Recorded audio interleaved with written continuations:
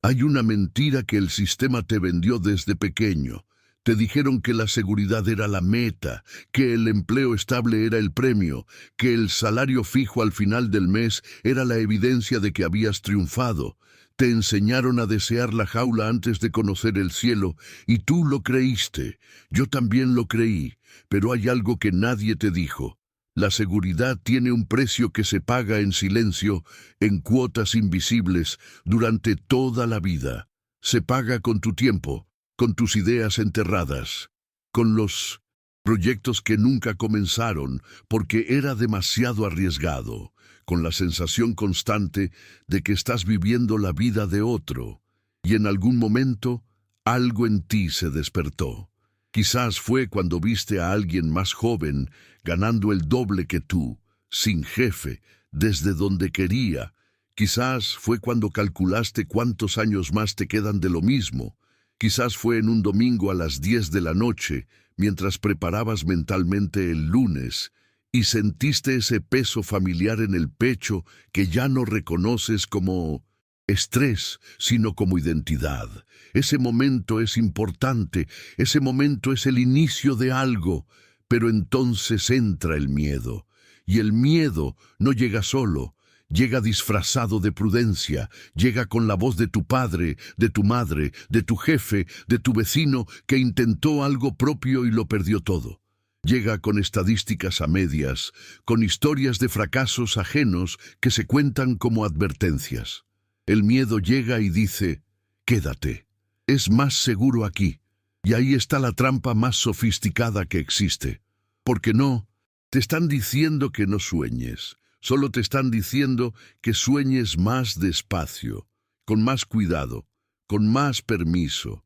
Y esperar el permiso, en el mundo del dinero, tiene exactamente el mismo costo que no intentarlo nunca.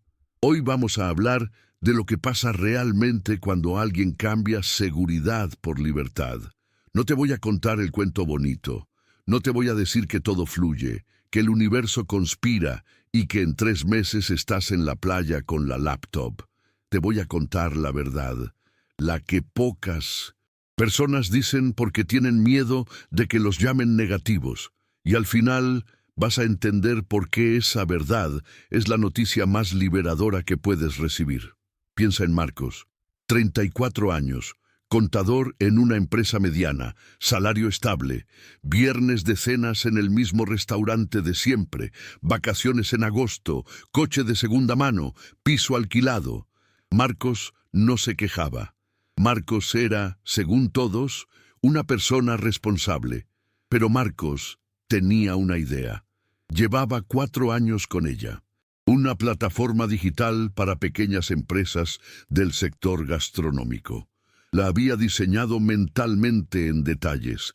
Sabía exactamente qué problema resolvía, a quién le servía, cómo se monetizaba. 4 años. Y cada vez que llegaba el momento de hacer algo con esa idea, aparecía el mismo argumento. Todavía no es el momento adecuado. Cuando ahorre un poco más. Cuando el mercado esté más estable, cuando tenga más experiencia. ¿Conoces a alguien así? ¿Eres tú? Lo que Marcos no sabía, lo que nadie le había explicado, es que esa sensación de esperar el momento adecuado no es cautela, es miedo con traje de responsabilidad. Y el miedo, cuando no se confronta, crece, se instala, se vuelve personalidad. El día que Marcos finalmente renunció no fue un día glorioso. No hubo música de fondo, no hubo certeza. Hubo una conversación tensa con su jefe, una semana durmiendo mal, una discusión con su pareja y una transferencia bancaria que representaba exactamente 9 meses de margen antes del colapso. Eso fue todo. Eso es exactamente cómo empieza la libertad. El sistema escolar, el sistema laboral, el sistema familiar, todos operan bajo la misma lógica. Préstame tu tiempo y tu potencial, y a cambio te doy predecibilidad, un salario, una identidad socialmente aceptable, la posibilidad de no tener que pensar demasiado en los riesgos porque alguien ya lo hizo por ti. Eso es la seguridad, no es estabilidad, es delegación del riesgo. Cuando delegas el riesgo, también delegas la recompensa. Cuando le dices a una empresa, yo no quiero el riesgo de no cobrar, ella te responde, perfecto, entonces tampoco tendrás el beneficio completo de lo que produces. Ese es el contrato. No está escrito en ningún lugar, pero lo firmaste el primer día que aceptaste un salario fijo. El problema no es el salario fijo. El problema es cuando el salario fijo se convierte en el horizonte máximo de lo que crees que mereces. Abraham Maslow describió en 1943 una pirámide de necesidades humanas. En la base, supervivencia. Justo encima, seguridad.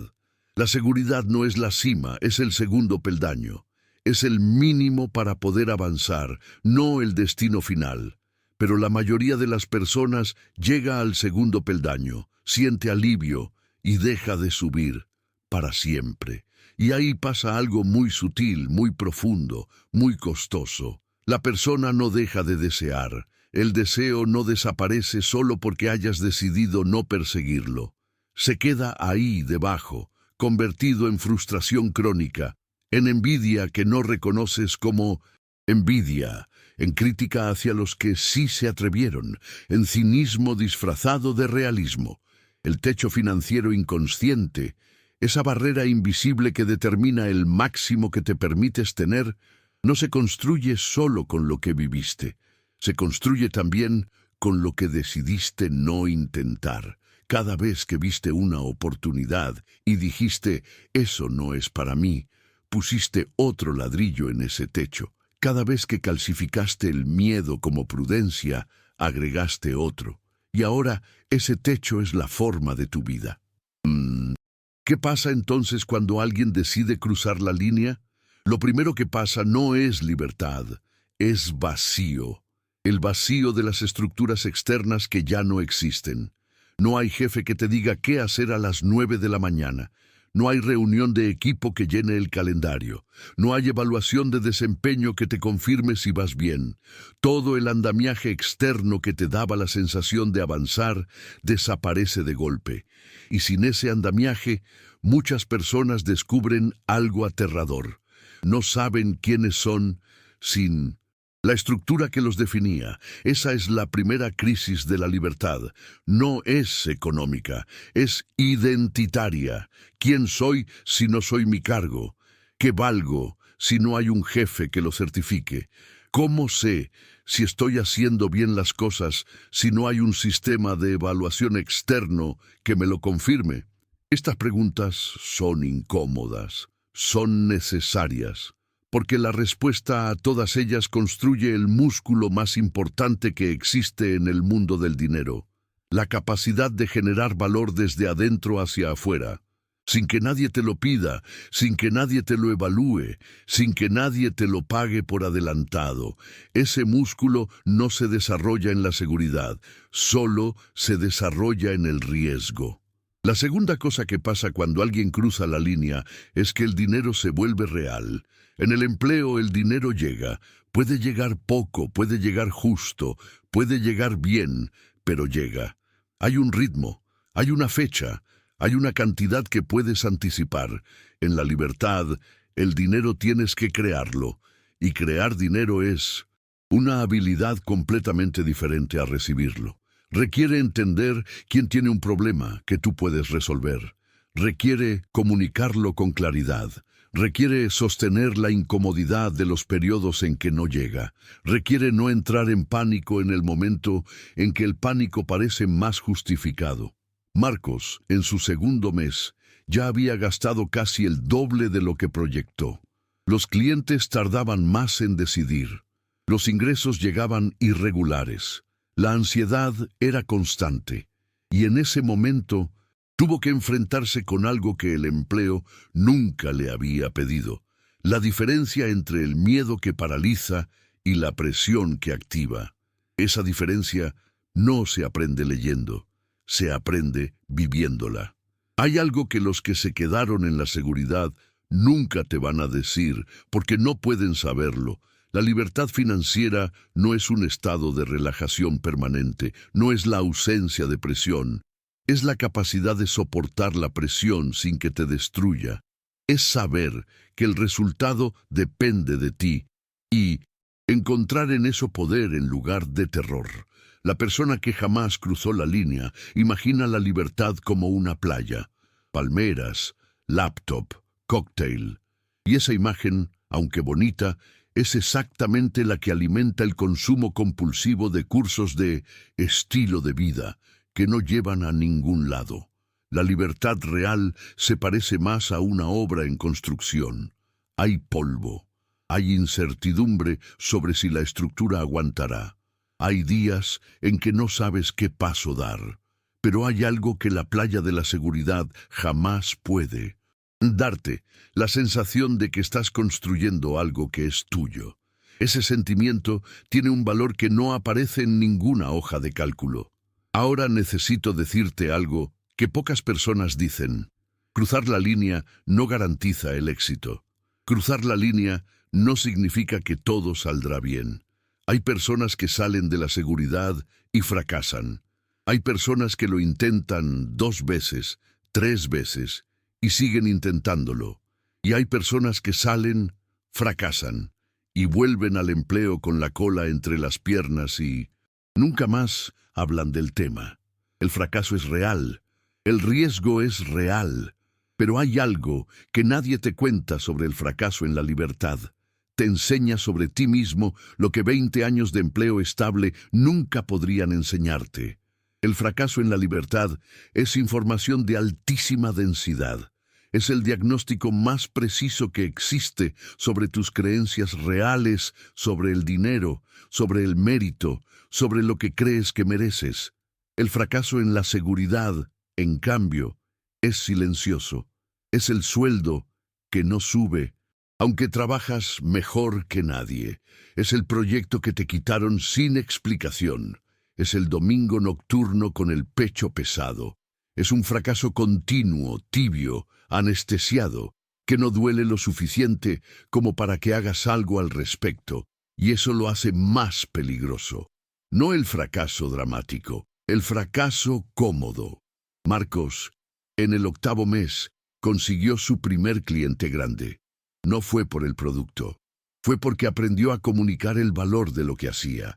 Fue porque en esos 8 meses de incomodidad, de ajustes, de noches sin dormir, había desarrollado una comprensión tan profunda del problema de sus clientes que ningún competidor podía igualar. En el mes 12, sus ingresos superaron por primera vez lo que ganaba en el empleo.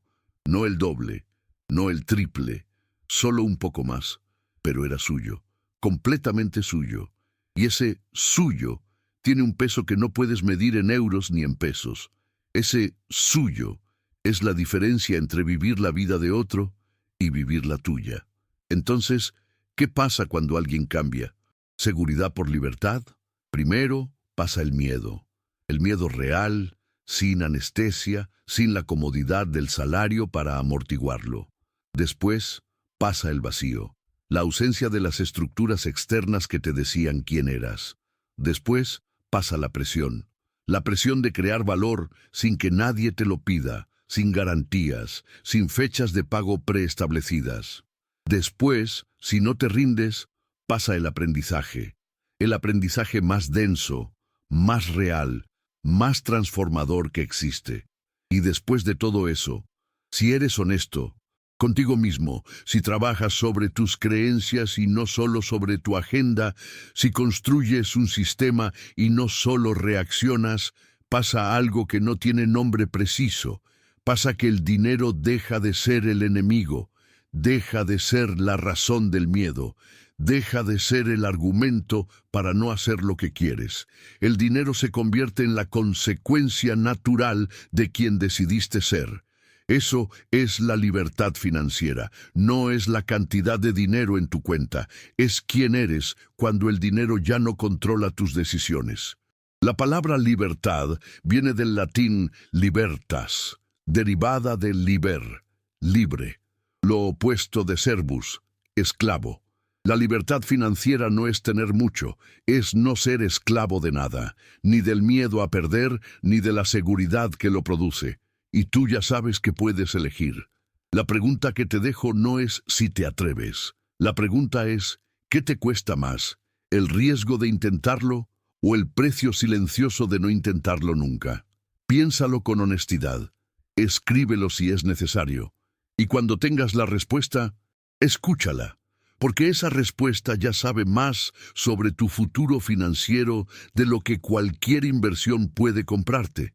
Si este contenido removió algo en ti, compártelo con alguien que lo necesite. El crecimiento que no se comparte se estanca.